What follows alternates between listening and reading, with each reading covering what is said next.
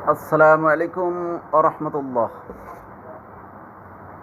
আন আব্দুল্লাহি রাদিয়াল্লাহু তাআলা আনহু আনিন নবী সাল্লাল্লাহু আলাইহি ওয়াসাল্লাম قال لا تقوم الساعة إلا على شرار الناس। হাদিসের বাংলা অর্থ হলো, আব্দুল্লাহ রাদিয়াল্লাহু তাআলা আনহু থেকে বর্ণিত, তিনি নবী সাল্লাল্লাহু আলাইহি ওয়াসাল্লাম থেকে বর্ণনা করেন।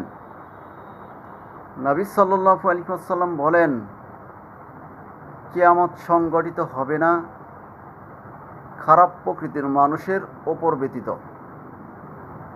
অর্থাৎ খারাপ প্রকৃতির মানুষের উপর, খারাপ চরিত্রের মানুষের উপর আল্লাহ সুবহানাহু ওয়া তাআলা কিয়ামত নাজিল করবেন। আর কিয়ামতের পূর্বেই মুমিনদেরকে আল্লাহ সুবহানাহু ওয়া তাআলা পৃথিবীর জমিন থেকে উঠিয়ে নেবেন। কিয়ামতের আগে মুমিনদেরকে